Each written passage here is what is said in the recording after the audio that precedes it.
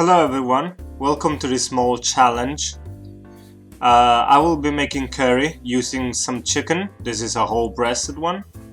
Rice, of course, some flour because we will be coating the chicken in it.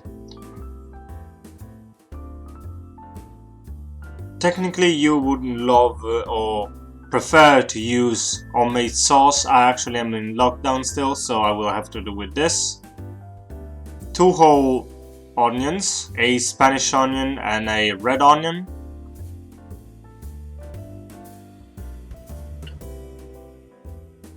And of course spices, which I didn't put in the glasses because I don't know. Let's do this.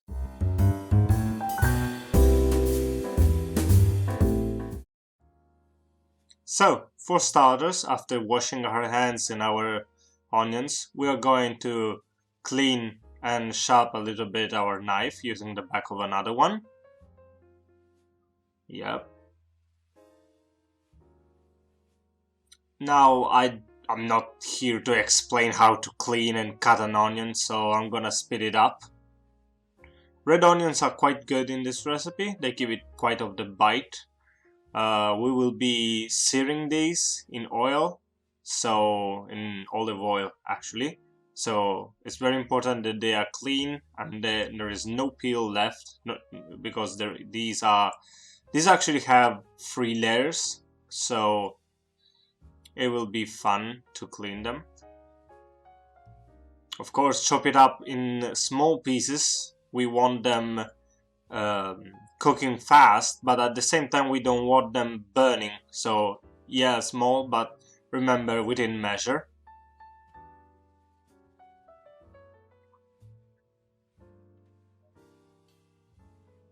And the video goes on and on just for peeling onions, so imagine this, how fun it was. Now we're taking off the seed, we can say, which is the part, or the root, which is actually the part that makes you cry when you cut it, when you chop it. I'm not the best with the knife, so I need to be careful and not cut myself. It happened many times, so there's that to keep on track. Of course, I'm gonna flatten some, so it will just open them up and they will cook more evenly. Or you can even just keep them as they are and they will just pop open when you put them in a pan. Just best I do this. Okay, we're gonna use some olive oil here because it gives it a much better taste than just vegetable oil. Vegetable oil is very fat. This is a little bit easier, especially for the heart, and it's really good for your health. Tossing them around so they are all coated. The pan is slightly hot, so they are starting already to sear. We're gonna clean our board and get ready for the chicken. Now, this is a whole breasted chicken, which means there is still bone in it, like the plexus here, there is still rock hard. So we will need to take out the bone.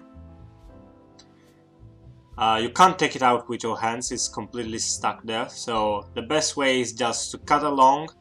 There is actually the wishbone is actually underneath the center, so you need to cut around like if you were filleting it.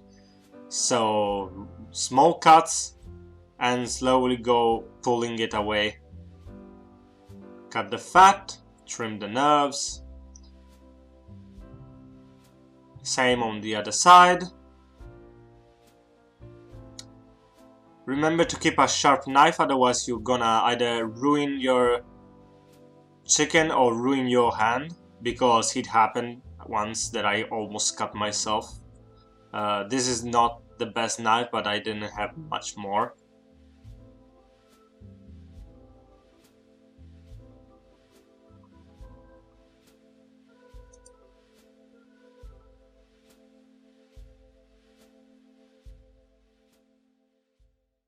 we're gonna butterfly it and then cut through it, so we can just make small chunks of it, and like this we will have much more thinner slices, thinner chunks actually, and in this way they will cook much more easily, because the thicker the piece, the slower the cook.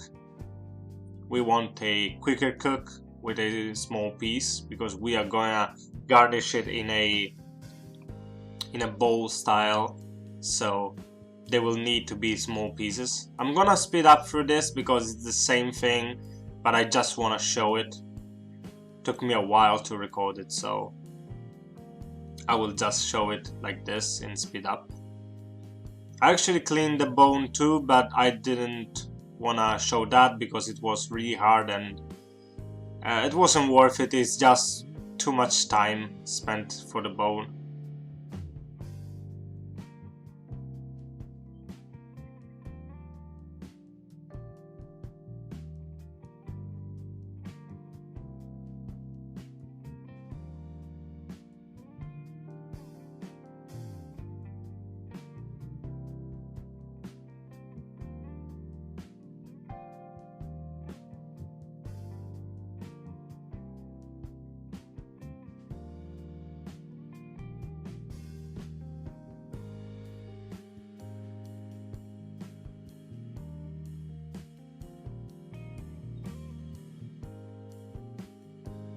Now we're going to coat in flour everything until it gets like a smoother subsurface.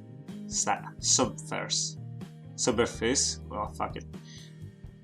And the reason we do this is so that every spice that we will add later during the cooking will just adhere, and the rice will adhere too, and it will just be homogenized and real smooth to eat.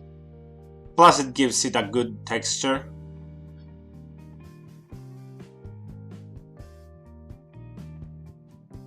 And now it's time for cooking. But first we need to prepare our rice. We need to put a small colander, like a really fine sieve colander, above a plastic container of any kind. You can choose even just a dish is fine, just a plate. Get the knife and open it, because most of these rice containers are sealed, almost ready for sous vide if you want to cook them like that, but I don't recommend it. We're gonna pour about the amount for 3 people, because I'm making more for later.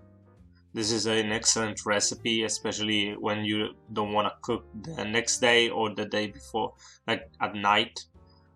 You can always eat the remaining parts of this recipe, because otherwise you will have to cook or warm it up. Instead, this keeps its shape and its texture even after 1 day. Now we're gonna clean it. After cleaning the rice, which helps it actually cook it more efficiently, we're gonna crush some of our onions, especially the Spanish onions, because they are the thicker one. And crushing them will release the juices, which are really sugary and will help cooking the onion. We are going to take even some sugar and pour that in, so it just starts to caramelize it. The more they will cook, the softer they will get, because they will start to absorb the oil, and the onions will start to get much more softer.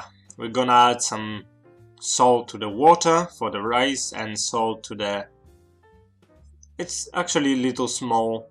Slowly you will start to understand by eye. Here is the sugar. Slowly you will start understanding by eye the quantities. We're just gonna add it liberally, like a snow day. I really like snow day. Cover all the onions. Don't let any of them be free from the sugarness.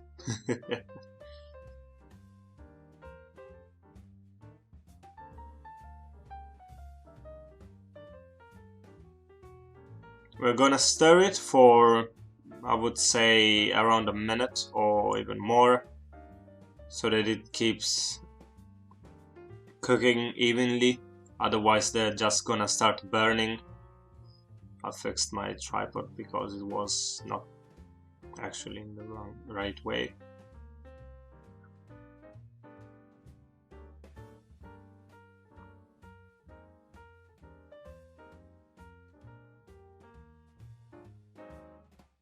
Always crush some if they are too thick. You could fix this with when you start with the cutting, but at that point it would be quite useless, because you can still crush them there and you will lose a lot of juices. Instead, like this, the juices of the onion just mix with the sugar, which helps caramelize the whole thing. Now we're gonna add the spices, which I mixed secretly, since the mixture is actually my own recipe. The gradients of the two are secret, if you want to say it like that.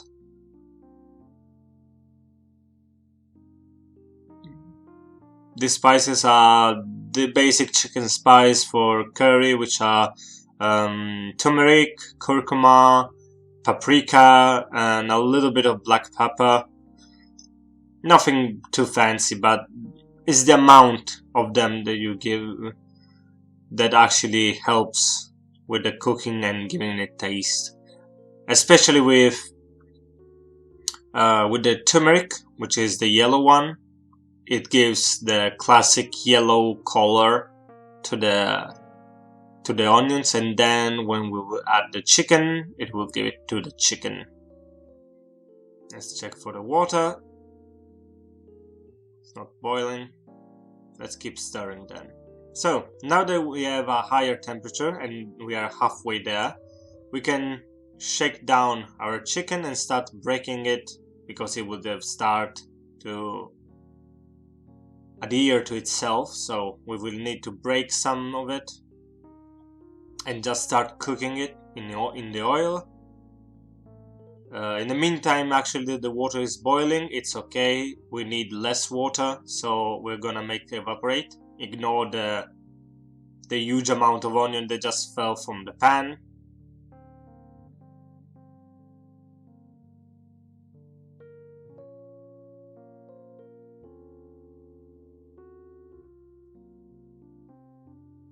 And we're gonna make it cook for at least 30 minutes, even 40 over total, because this will take a long time to caramelize while the chicken is there, and we need the rice to cook and the onion to not burn, so we will have to give it all of it in one go.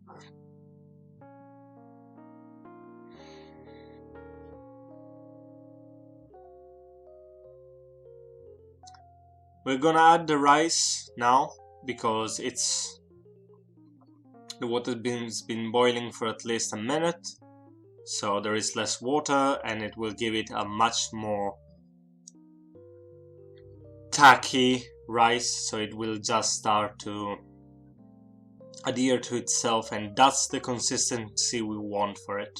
We're gonna break some fat that is still there, so it will render in the pan.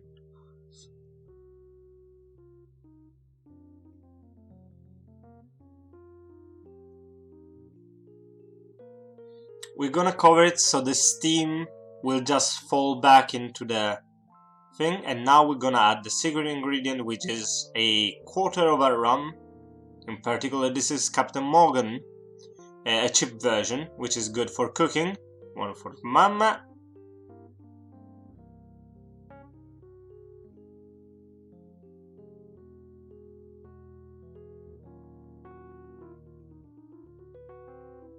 and 1 for me. When it's good rum, it will make you sting like a bitch. So that's good rum. Let's make it evaporate. We don't want it, we want it to be absorbed and evaporate, so everything is still inside the chicken and we don't want it to be corrupted by it. Now it's time for the sauce, which I forgot to record, so hell yeah. We're gonna stir it for at least 5 minutes so that it cooks evenly and amalgamized. We're gonna add some more spices so it just can,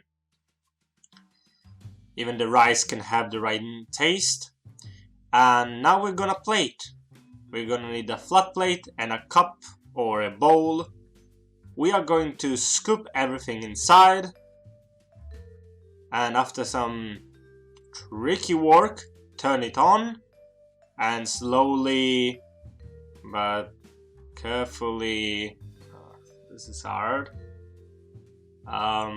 slowly, oh fuck, I can fix this, doesn't matter. You need to actually wait a little bit more before you can actually lift the bowl, because otherwise it's gonna just unfold like that. I just fixed it with a spatula, so it's still of the right shape. You can garnish however you want. I chose to take my collection of garnishing peppers. Some of these are baby jalapeno, so they are very spicy. I don't suggest you eat them raw like this. You need to cook them. So we're gonna just add them in a decoration if we want, or just, you know, put them however we want.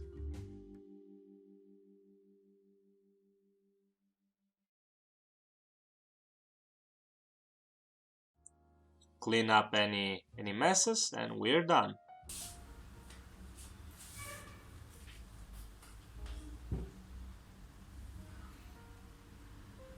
I hope you liked this recipe. This is a perfect curry. I had to kind of wiggle it back into shape, but this is a good amount for 1 or 2 people. There is more in the pan, so this is it. I suggest you accompany it some Morgan rum, and I hope you enjoyed this recipe.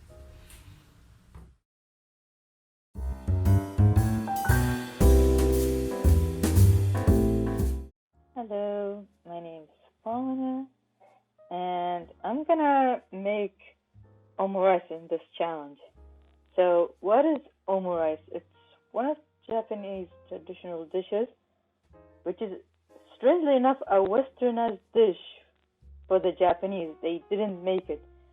In fact, as you can see from this Wikipedia page, this dish was brought from a Western-style restaurant for the Japanese. Since the Japanese has actually like a specific taste for food, usually they have sweet, like more of a sweeter side for their food. So this dish has literally ketchup. Ketchup is kind of a sweet ingredient, so it actually works really, really well with their cuisine. The ingredients that I'm going to list are enough for 2 people. You can half it or double it as much as you want. Those ingredients are 150 grams of minced beef. The picture that you see has 350 grams, but I ended up using 150 grams. 2/3 cups of dry rice. I'm using basmati rice. You can use brown rice, short grain rice, wherever you like. 1/4 cup of vegetables, frozen vegetables in my case. 1 medium-sized onion. 4 eggs, 5 to 4 strips of beef. You can replace it with bacon or turkey. You can omit all meat and make it vegetarian if you like. And 1/4 cup of ketchup. 2 tablespoons of soy sauce, and a teaspoon of bouillon spices or 1 small bouillon cube. The reason I'm using bouillon spices is for the rice. I prefer my rice to have some flavor, but you can omit it if you like just plain white rice. The first thing you're gonna do is wash your rice. Usually rice has some dirt or extra starch, so it's best to wash it to avoid any weird tasting or rice being sticky. Once you're done washing your rice, add water per instructions. For basmati rice, you have to double the amount of water, so the ratio is 1:2. Then add your spices and salt. Once you put everything, you bring the water to a boil. Once it's boiling, you turn your heat to low and cover the rice.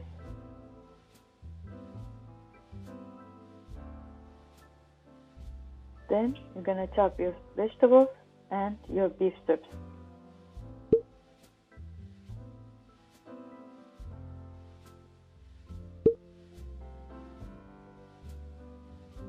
Afterwards, you're gonna cook your minced beef. Make sure there is no pink in your minced beef to avoid any contamination, and season your beef with salt and pepper. Once the minced beef is done, you're going to put it aside and start cooking the rest of your ingredients. You're going to add onions and beef strips. You're going to cook them until the onions start to become translucent. Then you add your vegetables and let them cook till they're tender. Then you're going to add the minced beef back. As you can see from this recording, I only added 150 grams of minced beef.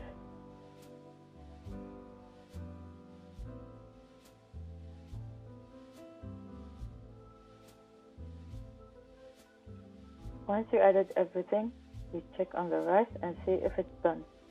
Once it's done, you fluff the rice and add it to the pan with all the vegetables and minced meat. Then you're going to turn off your heat immediately. Since the rice is already cooked, you don't need to cook it any further. Then you're going to add your soy sauce and ketchup. Once you mix them really well, you're going to taste test them. Check if it needs more soy sauce, more ketchup, more spices.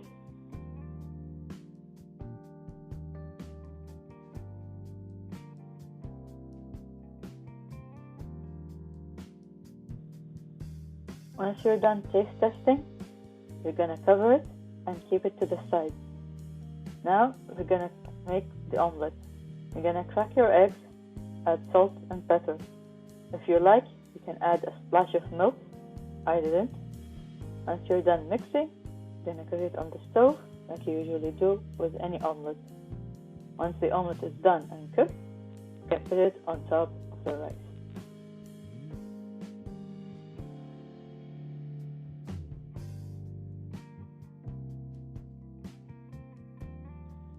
Now the last step, decorating your omelette with ketchup. The taste is really, really amazing. It's a mixture of sweet and savory. Strangely enough, you don't taste the ketchup. However, you're gonna taste its sweetness, and no wonder Japanese people love it so much. It's easy to make. You can take whatever leftovers in your fridge and make it quickly. It only took me like 30 minutes to make this dish. It's simple and easy, and anyone can make it. Thank you for watching my video, and I hope you enjoyed it. Thank you, thank you, thank you.